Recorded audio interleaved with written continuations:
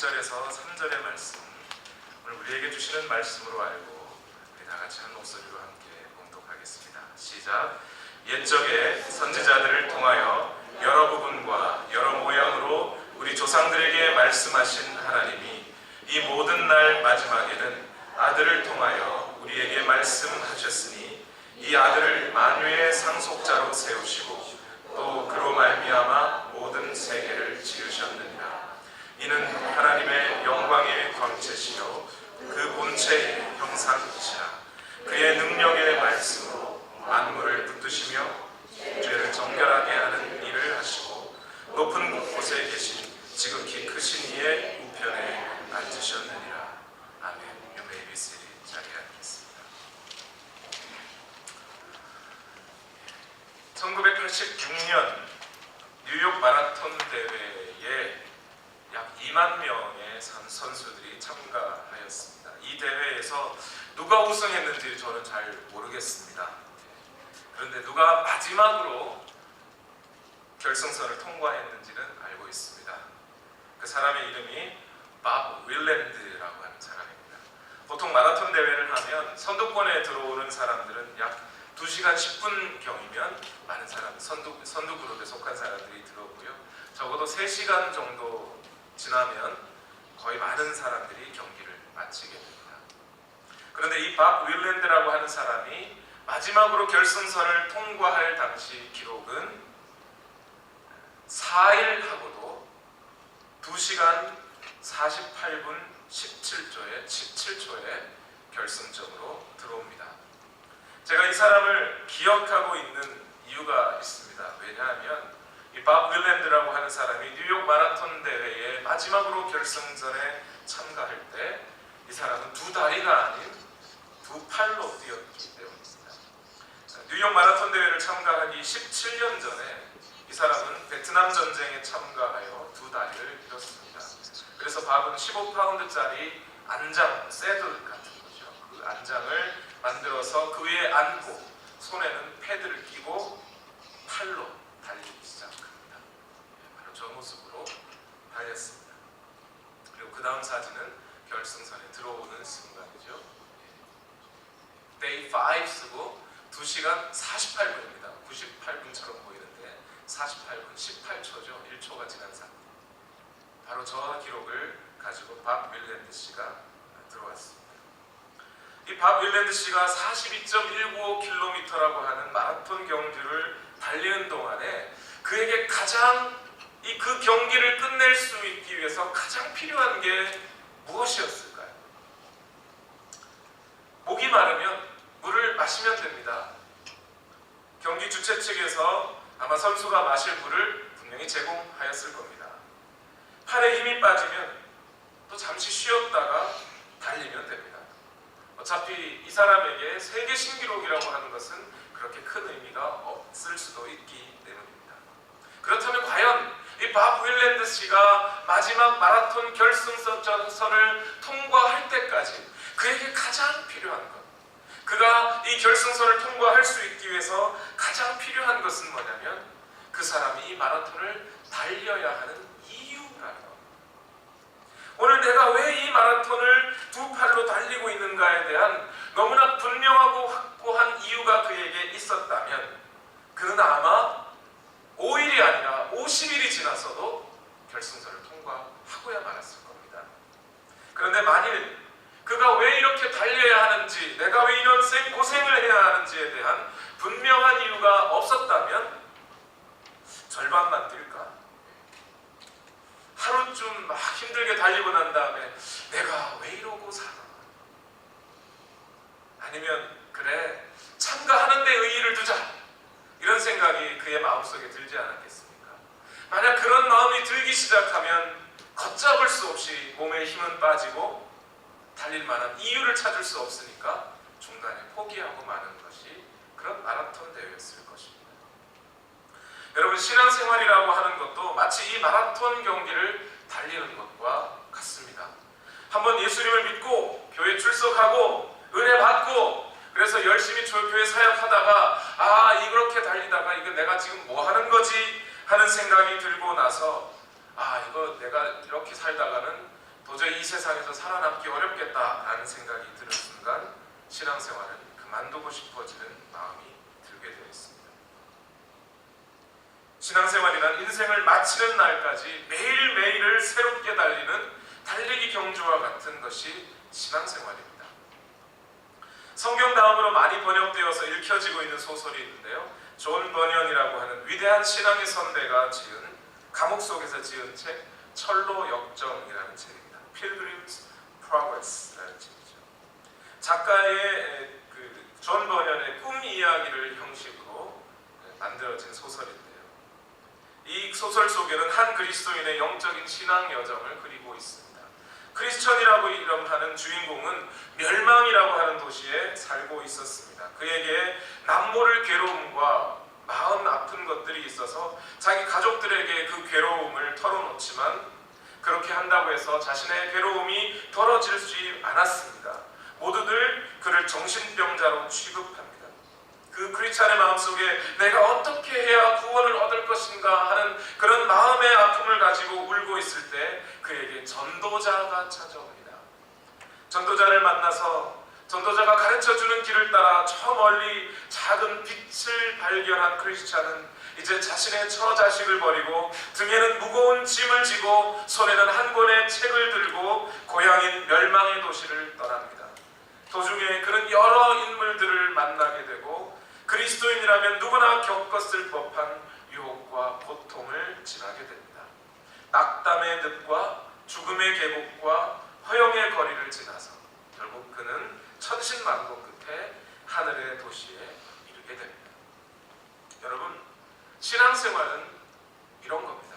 어쩌면 밥 윌랜드가 겪었던 마라톤 이상으로 더 긴 시간을 달려야 하는 것이 신앙생활인지도 모르겠습니다. 이 긴 여정 가운데 우리에게 가장 필요한 것이 무엇이겠습니까? 우리가 이 길을, 이 신앙생활, 여러분 신앙생활하면 돈 많이 버시게 됩니다. 기분 좋아질 겁니다. 행복해질 겁니다. 그래야 교인들이 성도들이 더 많이 늘어날 텐데 거짓말을 못하겠습니다. 신앙생활 힘든 겁니다. 인정하고 달려야겠죠. 그러나 우리가 이 길을 달려갈 때 그냥 아무 생각 없이 아무 이유 없이 그냥 신앙생활 하면 좋으니까 그냥 그렇게 막 달려가기 시작하면 분명히 우리는 중간에 지치고 맙니다. 우리의 팔다리는 힘이 빠지고 맙니다. 그럼에도 불구하고 우리가 이 길을 끝까지 달려갈 수 있는 우리에게 가장 필요한 것은 오늘 우리가 이 신앙생활을 하고 있는 이유, 그 이유를 분명히 아는 것입니다. 여러분께 여쭙겠습니다. 여러분은 왜 신앙생활을 하고 계십니까? 여러분이 이 길을 달려가는 이유가 뭡니까? 교회 가면 뭐 좋은 거 있어서 오시는 건가요? 교회 가면 갑자기 막 행복해지고 모든 삶의 문제가 다 해결되니까 그래서 오셨습니까? 그렇다면 여러분 복 받으신 겁니다. 잘하시는 겁니다. 그런데 그것은 신앙생활의 시작일 뿐이고 지금부터 많이 달려야 하는 길들이 남아있습니다. 그 가야 하는 길들 가운데 여러분 어떻게 달려가시겠습니까? 만약 여러분이 그 이유를 확실하게 붙잡지 않고 달려간다면 중간에 그만두고 싶은 마음, 내가 왜 이러고 사나? 내가 왜 이러고 교회 가서 구박받으며 사나? 그런 생각 들 겁니다. 이 신앙생활은 어쩌면 너무나 힘들고 고통스러운 길이 될 수도 있습니다. 낙담과 절망, 허영과 정욕을 이겨야 하며 죽음과 질병을 이겨나야 하는 터널을 빠져나오기란 그렇게 만만한 일은 아닙니다. 여러분 그 이유가 뭘까요? 여러분이 지금 신앙생활을 하고 있는 이유가 뭐겠습니까? 저는 앞으로 약 20번 조금 넘는 시간 동안 히브리서를 강해하려고 합니다. 사역자 회의 때도 함께 나누었지만 원래 저의 계획은 히브리서를 강해하는 것이 아니었습니다. 10월 26일 가족 초청잔치에 발맞추어서 하나님의 나라에 대해서 말씀을 전하려고 하였습니다. 우리 모든 성도님들이 하나님 나라의 풍성한 삶에 대해서 듣고 알고 깨닫고 그래서 그것을 통해 전도할 수 있는 그 길을 갈 생각이었습니다. 그런데 제 마음에 뭔가 자꾸 찜찜함이 남아있었습니다. 과연 오늘 우리 성도님들께 하나님께서 전하라고 하시는 말씀이 과연 무엇일까? 하나님께서 오늘 우리 성도님들이 듣기 원하는, 하나님께서 전해주시고자 하는 말씀이 과연 무엇일까? 그것을 계속 고민하고 있었습니다. 고민하던 중에 연초에 성도님들과 함께 나누었던 주제, 본질로 돌아가자. 본질이 이긴다고 하는 말씀을 기억하게 됐습니다. 그래, 본질이다. 신앙의 본질로 돌아가자. 물론 하나님의 나라라고 하는 것도 매우 중요한 주제이고, 그것이 우리에게는 없어서는 안 되는, 신앙생활함에 있어서 없어서는 안 되는 매우 중요한 주제임에 분명합니다. 예수님이 이 땅에 오셔서 공생애를 사시는 동안 하신 모든 말씀의 핵심은 바로 그 하나님의 나라에 관한 것이었기 때문입니다. 그런데 하지만 좀 더 본질적인 것이 없을까? 그냥 유일한 하나의, 단 하나의 이유를 찾으면 안 되는 것일까?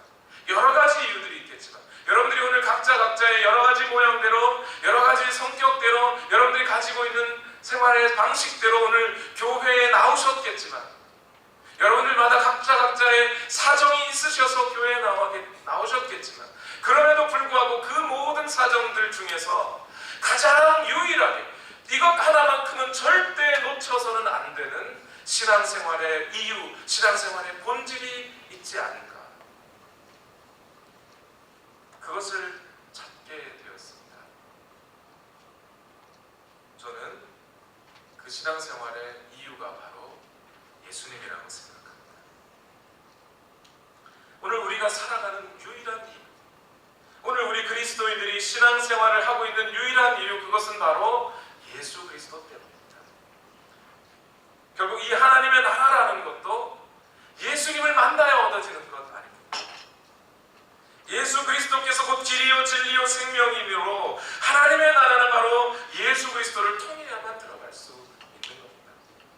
오늘 우리가 신앙생활을 하고 여러분이 오늘 교회에 나온 이유, 그것은 무엇 때문이에요? 여러분이 예수 그리스도를 만났기 때문이에요. 오늘 이 시간 예수 그리스도를 마주대하여 확실히 알고 만나게 될 그 날을 바라보면서 우리는 달려가는 것 아닙니까? 예수 그리스도만이 오늘 우리가 여기에 존재하게 되는 유일한 이유입니다. 바로 그런 이유 때문에 저는 히브리서를 강의하기로 결심하였습니다. 히브리서는 예수 그리스도에 대해 가장 조직적이고 분명하게 알려주는 책이기 때문입니다.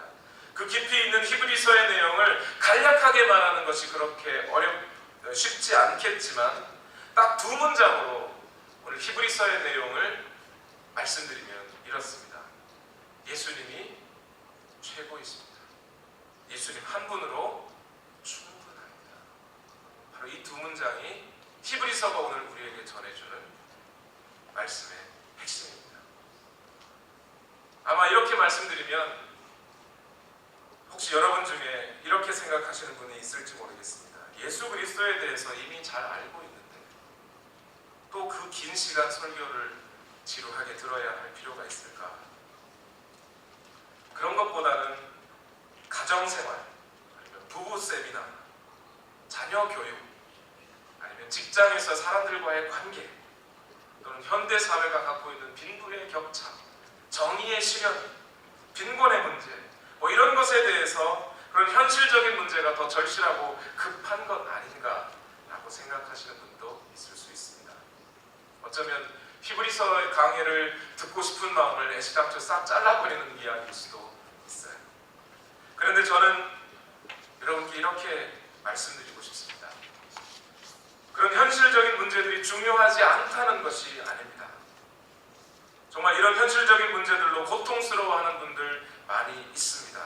그러나 오늘 우리가 예수 그리스도를 더욱 온전히 분명하고 확실하게 알게 된다면, 그래서 예수 그리스도를 인격적으로 친밀하게 관계를 맺고 살아간다면, 그런 현실적인 문제들은 더 이상 우리의 문제가 되지 않습니다. 그 문제들이 우리 주님 앞에 하나하나 그 예수님 앞에 그 문제들이 무릎 꿇게 될 날을 우리 분명히 발견하게 될 것입니다. 옛날 어른들 잘 그러시죠? 예수 믿으면 떡이 나오냐 밥이 나오냐. 여기에 대해서 질문 정말 중요한 질문입니다. 그런데 여기에 대해 히브리서는 어떻게 답해주는 거냐면, 예수 믿으면 떡이 없어도 괜찮아요 왜냐하면 예수님이 최고니까. 예수님이면 충분합니다. 우리 삶에 많은 문제들이 있습니다. 여러분, 그 문제를 하나하나 해결하려고 하면, 여러분, 우리 힘으로 그 문제들을 하나하나 해결하려고 할 때 그 문제들이 쉽게 해결되겠습니까?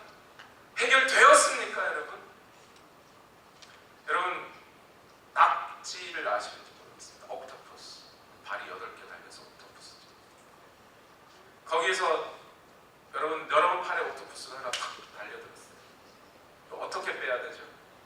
다리 하나 빼면 저쪽 다리가 붙고, 이 다리 빼면 저쪽 다리 붙고. 그게 우리 인생의 문제들 아닙니까? 직장의 문제 좀 해결하고 나면 가정의 문제가 생깁니다.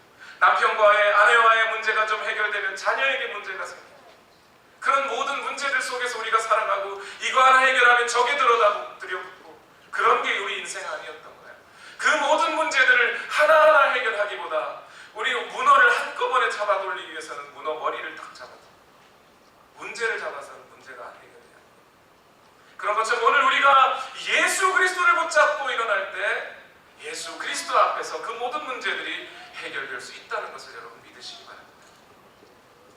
예수님에 대해서 아는 것이 매우 중요하다는 것. 그래서 오늘 히브리서를 우리가 반드시 읽어야 한다는 것을 여러분께 그 이유 한 가지를 더 말씀드리려고 합니다. 아메리칸 인디언들에게 복음을 전하려고 선교를 갔던 적이 있습니다. 저는 페인트 칠하는 것을 조금 할 줄 알았기 때문에 인디언들 집에 들어가서 페인트 칠하면서 복음을 전하는 일을 했습니다.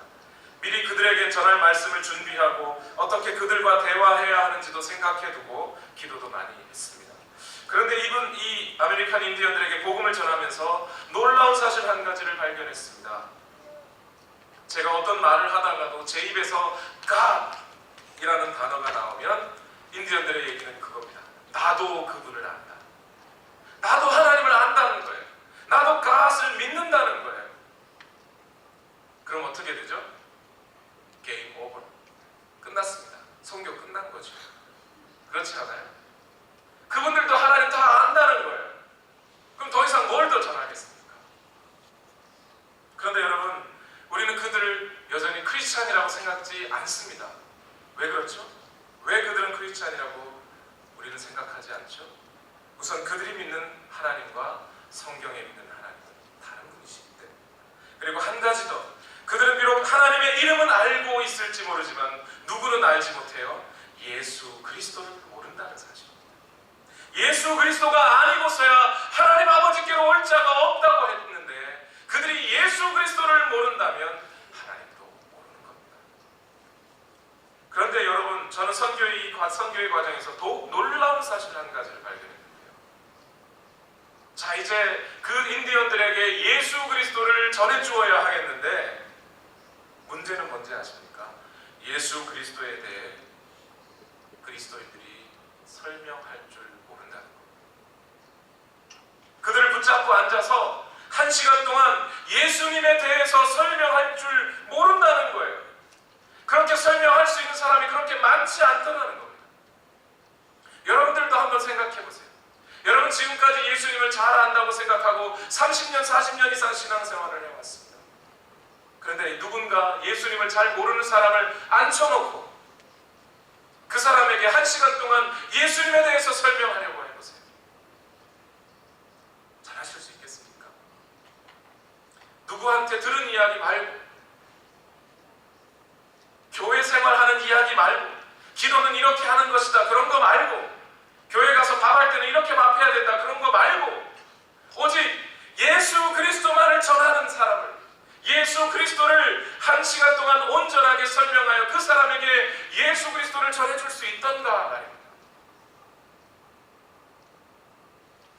나의 인생 경험에 대해서 말할 수도 있고, 교회 사역에 대해 노하우에 대해서 말할 수도 있고, 어떤 사람을 흉보는 것은 2시간이고 3시간이고 할 수 있는데, 예수님에 대해서는 여러분 얼마나 말씀하실 수 있겠습니까?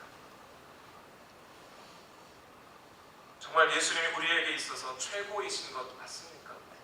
예수님 한 분이면 충분합니까? 다른 것은 다 말할 수 없어도 내가 정말 예수 그리스도를 최고라고 믿고 내가 정말 예수 그리스도를 한 분만으로 충분하다고 믿는다면 다른 어떤 이야기는 다 못하더라도 예수 그리스도에 관한 말씀만은 전할 수 있어야 되지 않습니까? 그런데 여러분, 살아가면서도 예수 그리스도에 대해서 1시간 동안 말할 수 있는 그리스도인이 그렇게 많지 않다는 사실, 그게 오늘 우리 그리스도인들의 현실입니다. 예수님을 안다고 하는 것은 예수님과 지속적인 관계를 맺는 사람을 이야기합니다. 여러분 저에 대해서 얼마나 아십니까? 여러분 저에 대해서 아신다고 말하려면 어떻게 해야 되죠? 저와 친밀한 관계를 가지고 지속적으로 관계를 맺고 있어야 합니다. 그래야 저에 대해서 다른 누구에겐가 말을 하실 수 있죠.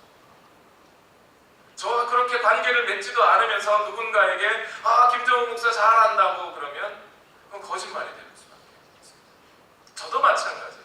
저도 여러분에 대해서 이야기하려면 여러분과 친밀한 관계를 맺고 있고 그분에 대해서 지속적인 관계를 맺고 있어야 다른 누군가에게 저도 여러분을 말할 수가 있습니다. 예수님에 대해서 잘 안다고 말은 하지만 정작 예수님과 친밀한 관계를 갖지 못하고 그래서 예수님에 대해 1시간이라도 말할 수 없는 그리스도인, 과연 그가 예수님과 친밀한 관계 속에 있는 것일까요? 매일매일 눈 뜨면 예수님을 생각하는 사람일까요? 매일매일 귀를 열면 예수님이 그 마음 가운데 성령님의 음성을 들려주는 그런 사람일까요? 한번 우리가 돌이켜봐야 합니다.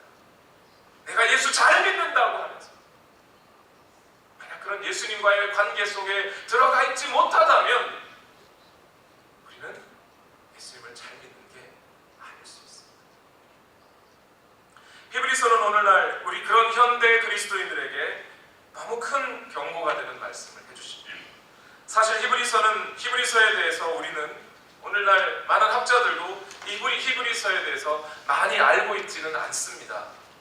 글쓴이가 누구인지 또 이 글을 받아보는 사람이 누구인지 아직까지 밝혀진 사실이 없어요. 분명하지 않습니다. 그래서 이 히브리서는 성경 66권 정경 안에 들어오는 과정에서 엄청난 어려움과 많은 논쟁을 겪어야 했던 히브리서입니다. 그럼에도 불구하고 오늘 히브리서가 정경 안에 들어와서 오늘 중요한 위치 한 가지를 차지해 주는 것은 바로 이 히브리서가 갖고 있는 내용 때문입니다. 히브리서가 갖고 있는 그 내용이 예수 그리스도에 대해서 전해주고 있는 그 내용이 너무나 엄중하고 너무나 위대하기 때문에 오늘 히브리서는 그 정경 속에 자리를 잡고 있는 겁니다. 히브리서 내용을 좀 꼼꼼하게 뜯어봐야 그 안에 히브리서를 받아본 사람이 누군지 알 수 있을 정도인데요. 히브리서는 원래 유대교인이었다가 예수님을 믿게 된 사람들에게 믿음을 격려하면서 쓴 책입니다.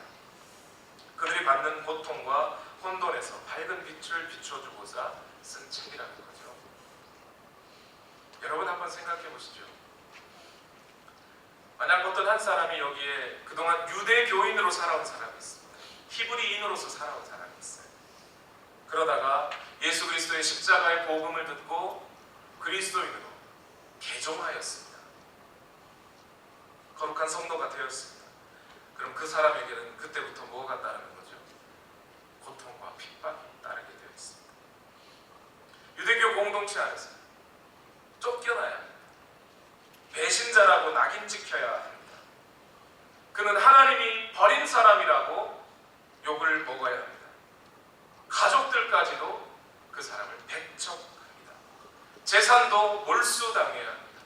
심지어 목숨도 빼앗겨야 합니다. 여러분, 최근에 중동 지역에서 계속 일어나고 있는 그리스도인들에 대한 핍박이나 참수를 여러분 인터넷을 통해서 보셨는지 모르겠습니다. 그와 비슷한 상황이 만약 유대교인이 예수 그리스도를 믿고 그리스도인이 되었다고 하면 그에게 찾아오는 결과입니다. 자신의 가족들은 여전히 유대교인인데 자기만 별나게 예수님이라는 분을 믿는다는 거예요. 그가 받을 어려움은 말할 것도 없고 두려움도 그 마음속에 엄청난 두려움이 찾아올 겁니다. 내가 정말 이거 잘하는 것일까? 내가 정말 민족을 배신하고 예수님을 믿는다는 것이 이게 정말 잘하는 것일까? 이러다가 내가 죽는 거 아닐까? 이래서 아니 내가 나만 피해를 보면 모르겠는데 나 때문에 내 가족들까지 피해를 보게 되는 이런 상황을 내가 정말 버티고 살아야 하는가?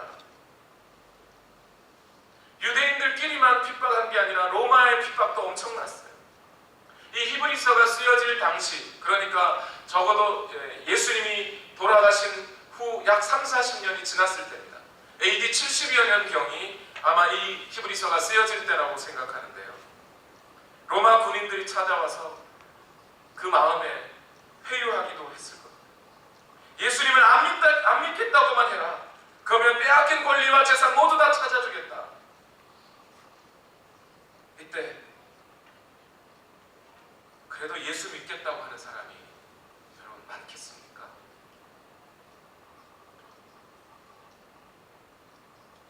로마 정부는 불만 나도 그리스도인들이 불질렀다 그러고요.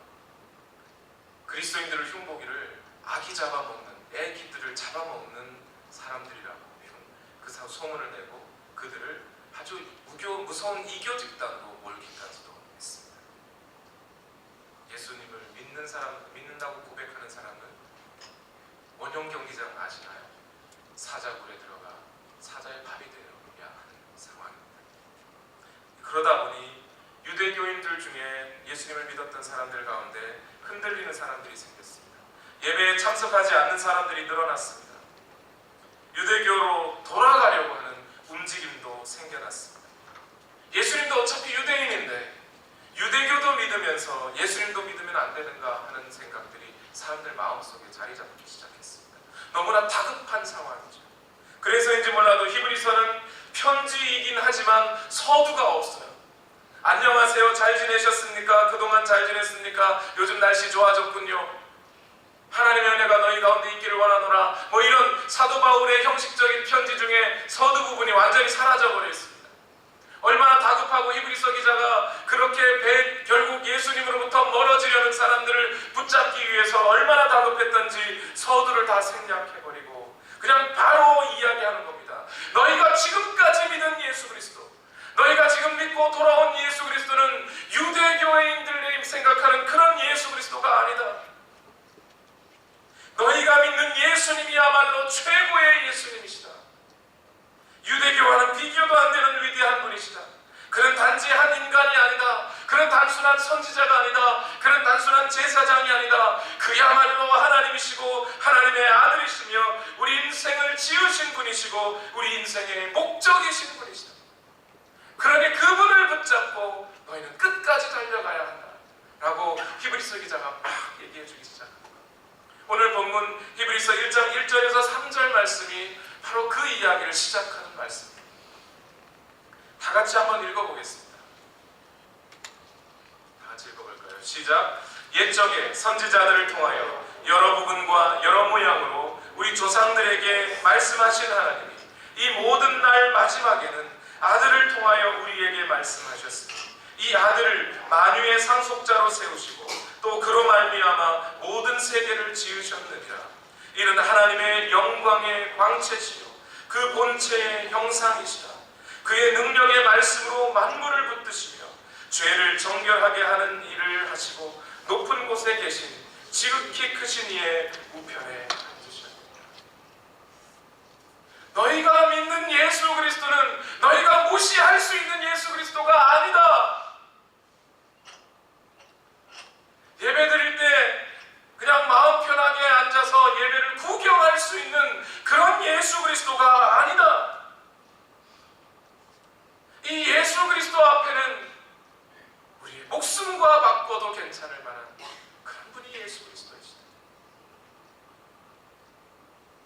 그러니 너희가 받아들인 예수 그리스도는 최고이시며 그분 한 분만으로 우리 모두에게 구원을 주실 수 있는 분이시기 때문에 예수님을 믿는 것은 우리의 목숨과 바꿔도 괜찮은 그런 분이시다. 다시 세상으로 돌아가지 마라. 다시 너희의 옛날 종교로 돌아가지 마라. 다시 죄악 속으로 빠지지 마라. 그렇게 부탁하는 편지가 히브리서입니다. 히브리서 3장에 가면 이렇게 직접적으로 히브리서 기자가 말해줍니다. 히브리서 3장 12절 14절에 형제들아 너희는 삼가 혹 너희 중에 누가 믿지 아니하는 악한 마음을 품고 살아계신 하나님에게서 떨어질까 조심할 것이요 오직 오늘이라 일컫는 동안에 매일 피차 권면하여 너희 중에 누구든지 죄의 유혹으로 완고하게 되지 않도록 하라. 우리가 시작할 때에 확신한 것을 끝까지 견고히 잡고 있으면 그리스도와 함께 참여한 자가 되리라. 오늘 우리가 이 삶을 살아가는 이유, 신앙생활을 하는 이유, 오늘 여러분 예배로 나오신 유일한 이유는 바로 이 예수 그리스도 때문입니다. 다른 어떤 것도 아니에요. 오늘 교회에 나가서 내가 멋지게 입고 온 양복을 자랑하기 위해서도 아니에요.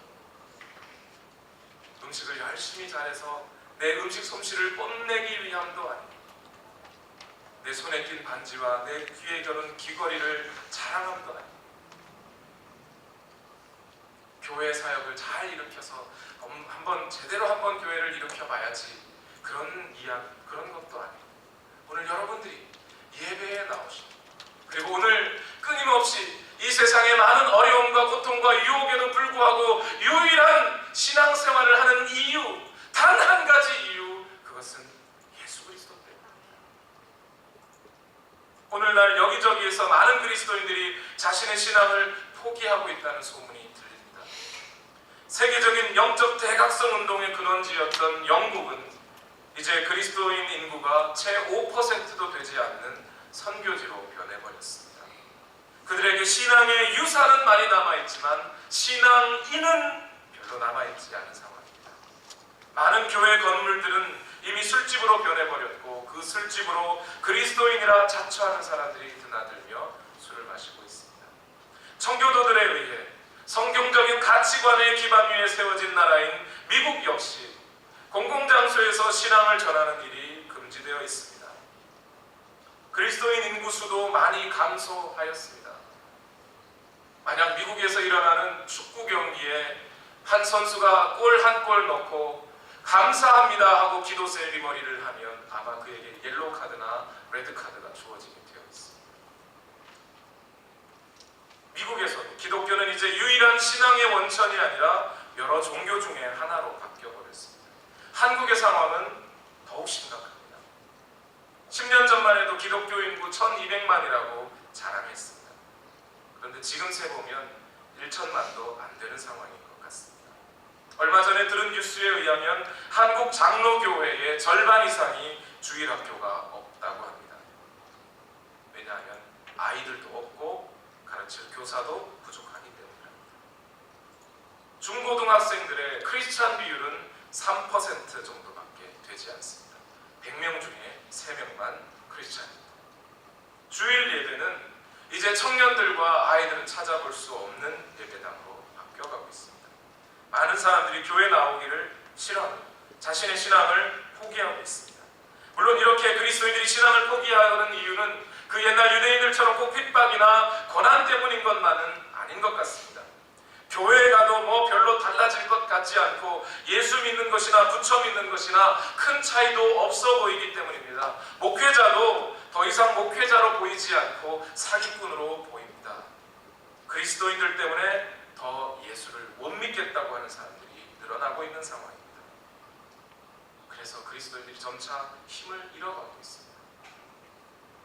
바로 그 상황에 만약 오늘 히브리서 기자가 오늘 우리의 삶 가운데 찾아온다면 그 현대에 힘 빠진 그리스도인들에게, 방황하는 그리스도인들, 내가 예수 믿어야 하는지, 예수 그리스도를 믿고 살아가야 하는지, 내가 이렇게 사는 것이 잘하는 것인지, 이럼에도 불구하고 내가 예수를 믿어야 하는지 방황하는 그리스도인들에게 아마 이렇게 말해줄 겁니다. 히브리서 12장 1절과 2절의 말씀대로 이러므로 우리에게 구름같이 둘러싼 허다한 증인들이 있으니 모든 무거운 것과 얽매이기 쉬운 죄를 벗어버리고 인내로써 우리 앞에 당한 경주를 하며 믿음의 주요 또 온전하게 하시는 이인 예수를 바라보자. 그는 그 앞에 있는 기쁨을 위하여 십자가를 참으사 부끄러움을 개의치 아니하시더니 하나님 보좌 우편에 앉으셨습니다. 예수님 한 분이면 그분 보고 신앙생활하게 되지 않겠냐 라고 히브리서 기자가 이야기합니다. 말씀을 맺습니다.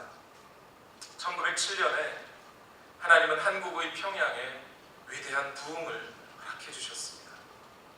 사람들의 신앙생활이 엄청나게 달라졌습니다. 다른 집의 노비로 살던 사람들이든 그 노비의 주인들이든 집안일만 하는 아녀자들이든 모두가 예수님은 자신의 죄를 사하시는 하나님의 아들이요 그리스도라고 고백하며 회개하는 역사들이 그 땅에 일어났습니다. 아무리 가난하고 힘들어도 예수님이 최고라고, 예수님만 있으면 된다고 믿고 살았습니다. 그 유래를 찾아볼 수 없는 큰 부흥이었기 때문에 사람들은 그 평양에서 일어났던 부흥을 동방의 예루살렘이라고 부를 정도로 그 평양을 별명지어 주었습니다. 관광 자세히 생각해보니 하나님께서 왜 그런 부흥을 평양 땅에 부어주셨을까요? 도저히 인간적으로는 생각할 수 없는 그런 부흥을 왜 그 땅에 부어주셨을까요? 그것은 바로 연이어서 이어닥칠 일제의 탄압을 견뎌내게 하기 위함이었습니다. 그 평양에서 일어났던 부흥의 불길 때문에 손양원 목사님과 주기철 목사님 같은 분들이 믿음의 사람들이 생겨나게 되었습니다. 그분들은 오직 예수 그리스도만을 바라보며 신앙을 지켜냈습니다. 예수 그리스도를 믿는 것을 자신의 목숨과 바꿔도 좋다고 여길 만큼 예수님만이 자신들의 존재의 유일한 이유라고 믿고 살아갔던 분들입니다. 오늘 우리에게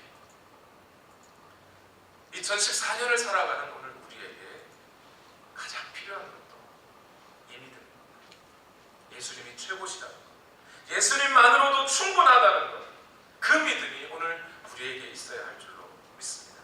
이제 히브리서를 읽고 말씀을 나누면서 우리 온누리 교회에도 이런 믿음 있는 분들이 더 많아지기를 소원합니다.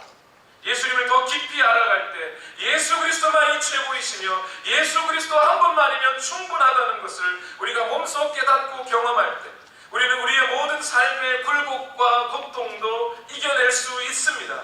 이 세상 사람들은 자꾸 하나님으로부터 멀어지고 그리스도인들을 조롱하고 핍박한다 할지라도 우리가 예수 그리스도 한 분만 붙잡고 달려간다면 결국에는 우리 믿음의 경주를 끝까지 달려서 이겨내는 우리 모든 성도들이 될 줄로 믿습니다. 그 믿음이 오늘 우리 가운데 풍성하게 일어날 길을 예수님의 이름으로 축원합니다. 기도하겠습니다.